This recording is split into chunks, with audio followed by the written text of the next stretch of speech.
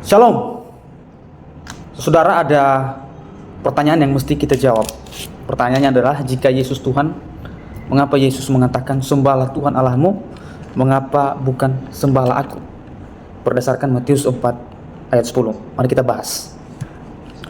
Saudara, pertama, Matius 4 ayat 10 berkata, maka berkatalah Yesus kepadanya, enyalah iblis, sebab ada tertulis, engkau harus menyembah Tuhan Allahmu, dan hanya kepada Dia sajalah engkau berbakti.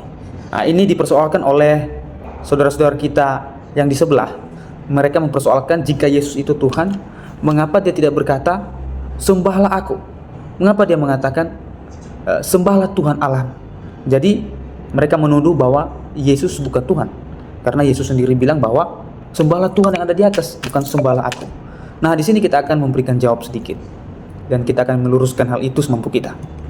Nah, perhatikan bahwa konteks Matius 4 ayat 10, kalau kita kembali ke konteks sesudahnya, konteks sebelumnya, maka di sini kita melihat bahwa iblis hendak mencoba Yesus di padang gurun karena Yesus sedang lapar. Karena Yesus sudah berpuasa selama 40 hari dan 40 malam. Itu di ayat yang pertama dan ayat yang ke-9. Kedua, iblis ingin mencoba Yesus karena iblis ini tidak mau mengaku Yesus sebagai anak Allah, atau tidak mau mengaku Yesus sebagai Allah, dan tidak percaya dan tidak mau menyembah Yesus sebagai Tuhan. Oleh sebab itu iblis sangat membenci Yesus dan ingin mencobai Dia.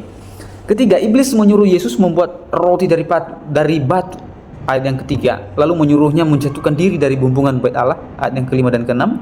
Kemudian iblis juga menyuruh Yesus menyembahnya, ayat yang ke-8 dan ke-9. Tetapi saudara, Yesus tidak mengikuti kata iblis ini, tapi justru kita melihat Yesus sesungguhnya telah mengatakan identitasnya kepada iblis di ayat yang ke-7. Di sana dikatakan, sebab ada tertulis, janganlah engkau mencobai Tuhan Allahmu. Ini yang ditanya oleh teman-teman kita yang beragama Muslim. Nah, kita lihat di ayat yang ke-10, Yesus berkata, enyalah iblis, sebab ada tertulis, engkau harus menyembah Tuhan Allahmu, dan hanya kepada Dia sajalah engkau berbakti. Mengapa Yesus tidak mengatakan, enyalah engkau iblis, sebab ada tertulis engkau harus menyembah aku? Ya kan? Kenapa menyembah Tuhan Allahmu? Berarti seakan-akan Yesus itu bukan Tuhan. Ya, tetapi Dia merujuk kepada Bapa.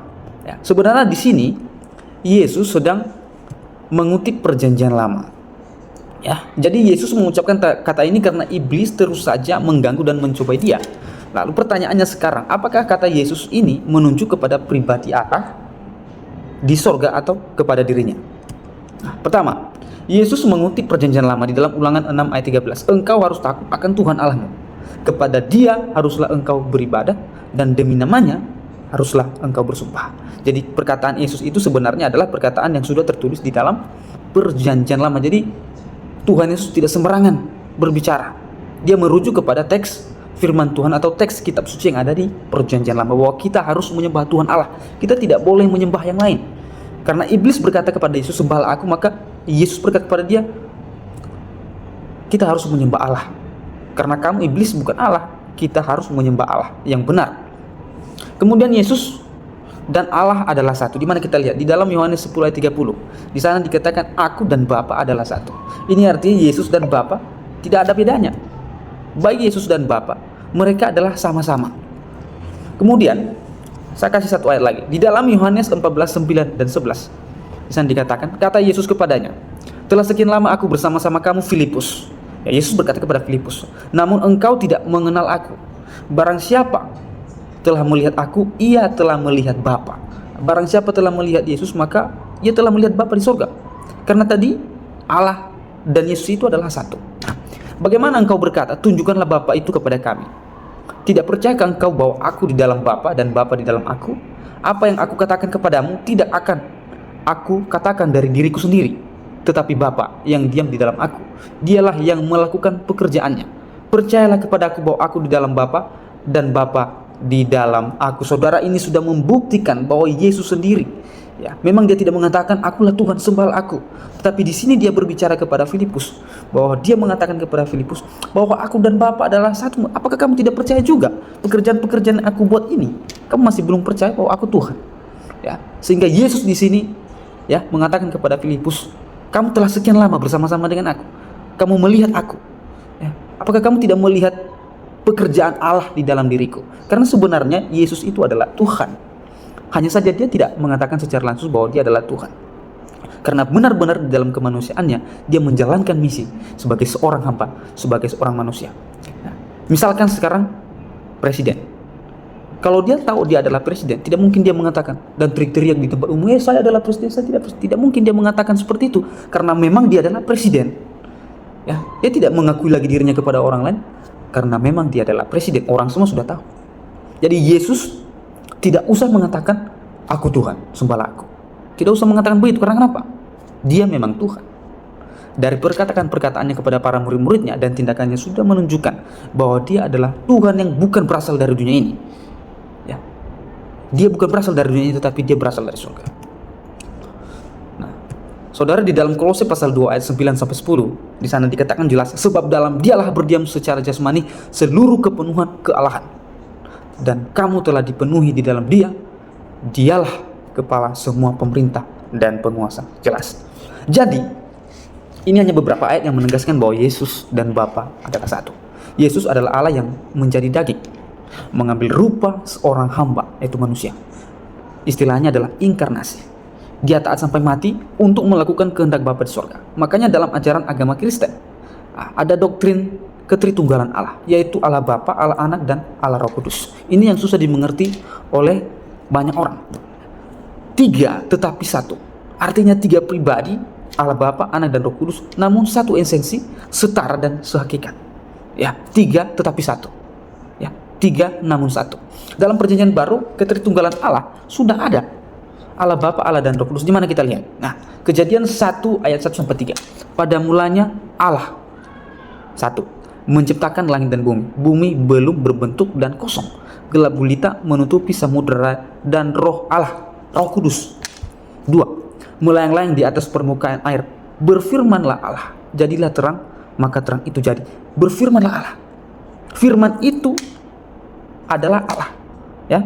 Yohanes 1 ayat 1. Pada mulanya adalah firman, firman itu bersama-sama dengan Allah, dan firman itu adalah Allah. Firman itu siapa? Itulah Yesus, firman Allah. Jadi dari sejak permulaan dunia ini, bahkan sebelum dunia ini dijadikan, maka pribadi ketiga ini, pribadi kudus ini sudah ada. Allah Bapa, Anak, dan Roh Kudus sudah ada. Ya. Jadi kalau kita bertanya sekarang tentang posisi Yesus, bahwa dia bukan Tuhan, Tuhan Yesus sudah ada sejak dulu. Ya, di zaman perjanjian lama. Ya. Jadi saudara kalau mau bertanya itu harus belajar dulu. Kesimpulannya apa? Pertama, Yesus dan Bapa adalah satu, sehakikat dan setara. Ya, tiga pribadi tetapi satu esensi. Ya. Kedua, Yesus dalam kemanusiaannya mengakui bahwa hanya Bapa yang boleh disembah, terkait dengan bujukan iblis untuk menyembah dia. Jadi hanya Bapa di surga yang boleh disembah. Kenapa dia mengatakan seperti itu? Karena dia adalah Bapa dan dia adalah satu. Ya. Kalau dia mengatakan sembahlah Bapa, maka sama saja kita menyembah Yesus karena mereka satu. Ketiga, Tuhan Yesus telah ada sejak awal mula penciptaan, yaitu Bapa, Anak, dan Roh Kudus. Kemudian Yesus dalam misi penyelamatannya benar-benar mengambil peran sebagai hamba yang taat dan memuliakan Bapa. Jika Yesus mengatakan sembahlah Bapa, sesungguhnya kita telah menyembah Dia, Yesus, ya, karena Bapa dan Anak adalah satu, ya. Kemudian ada satu ayat yang akan saya jadikan penutup. Pertama, di dalam 2 Tesalonika pasal 1, 8 dan 9. Di sana dikatakan bahwa, dan untuk memberikan kelegaan kepada kamu yang ditindas dan juga kepada kami, pada waktu Tuhan Yesus dari dalam surga menyatakan dirinya bersama-sama dengan malaikat-malaikat dalam kuasanya, di dalam api yang bernyala-nyala, dan mengadakan pembalasan terhadap mereka yang tidak mau mengenal Allah dan tidak menaati Injil Yesus, Tuhan kita. Mereka ini akan menjalani hukuman kebinasaan selama-lamanya, dijauhkan dari hadirat Tuhan dan dari kemuliaan kekudusannya. Ingat, ketika kamu menghujat Yesus, ketika kamu mengatakan Yesus bukan Tuhan, ya, ketika kamu tidak mau mengenal Allah dan tidak mentaati Injil Yesus, dia berkata apa? Mereka akan menjalani hukuman kebinasaan selama-lamanya, dijauhkan dari hadirat Tuhan dan dari kemuliaan kekuatannya. Saudara, kamu akan dihukum dalam kebinasaan, dalam tanda kurung neraka. Kau akan dimasukkan ke dalam neraka karena kamu tidak mengakui Yesus sebagai Tuhan. Jadi saudara, Ya, bertobatlah. Itu kata yang mau saya sampaikan. Mari kita berkaca kepada kebenaran, dan mari kita menyelidiki kebenaran itu. Mari kita uji kebenaran itu. Kita jangan menerima ajaran secara spontan, secara bulat-bulat saja. Dari ajaran-ajaran, baik itu ajaran-ajaran agama kita jangan telan bulat-bulat. Tapi mari kita menyelidiki, dan kita menyeleksi, dan kita membandingkan. Apakah benar yang sudah kita sembah ini atau tidak? Semoga ini menjadi jawaban dan menambahkan iman kita, iman percaya kita semakin teguh di dalam Tuhan Yesus. Amin.